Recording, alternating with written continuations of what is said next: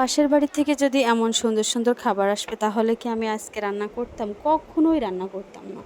আসসালামু আলাইকুম, কেমন আছেন সবাই? আল্লাহর রহমতের সঙ্গে আমি অনেক ভালো আছি।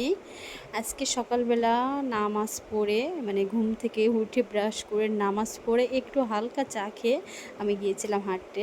তো এত সুন্দর কাঁঠাল হয়েছে আমার ভাইয়াদের গাছে, তো বলার মতো না। মানে আমরা তো সবাই একসাথেই প্রায়, যার মতো সে আসলে তো মানে দূরে দূরে থাকি সবাই, কিন্তু আমাদের মনটা কিন্তু এক জায়গায় পড়ে থাকে। তো যাই হোক, অনেক সুন্দর আম হয়েছে। তারপরে আবার গিয়েছিলাম ফুল বাগানে, এত সুন্দর ফুল ফুটছে, আল্লাহ, ফুলগুলো যে মনে হচ্ছে আজকে সকালের ফুলগুলো মনে হচ্ছে আমার জন্যই ফুটছে, এত সুন্দর লাগছে।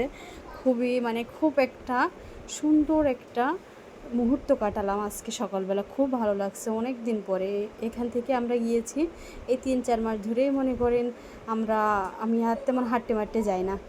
আর ওখানেও তো তেমন হাঁটাহাঁটি করা হয় না, তবে ওখানেও হাঁটবো ইচ্ছা আছে। আসলে একটু সকালবেলা ঘুমের পরে মানে একটু হাঁটাহাঁটি করলে শরীরটা অনেক ভালো থাকে।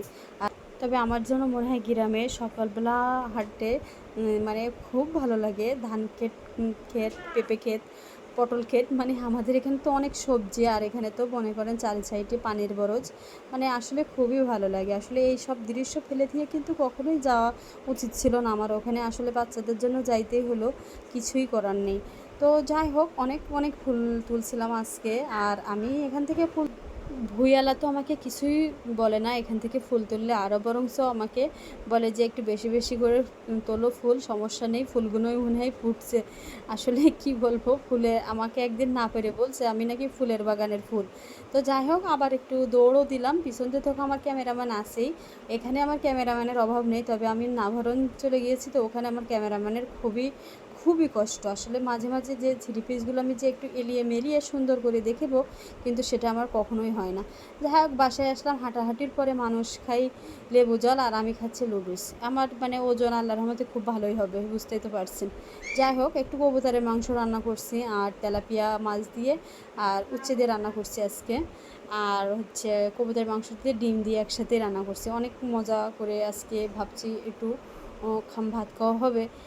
তারপরে মানে অনেক দিন ধরে তো উচ্ছে খাওয়াই হয় না, কিন্তু তারপরে কি হয়েছে, মানে আমাদের পাশের বাড়ি থেকে এত সুন্দর সুন্দর রান্না করে নিয়ে আসছে, কি বলবো। মাঝে আবার একটা ঝাঁটাও বেঁধে নিলাম। আসলে কি বলবো, গ্রামের কাজ আর কিছু বলার নেই। আমি কিন্তু ঝেঁটাও বাঁধতে পারি, আমি ঝেঁটোতেও পারি, ঝেঁটা বাঁধতেও পারি। যাই হোক, তাও যেটা বলছিলাম, পাশের বাড়ি থেকে এত সুন্দর সুন্দর খাবার নিয়ে আসছে, আগে জানলে আমি কখনোই রান্না করতাম না। একদম এক বাটি পুরো গরুর মাংস, ডাল, তারপরে পেঁপে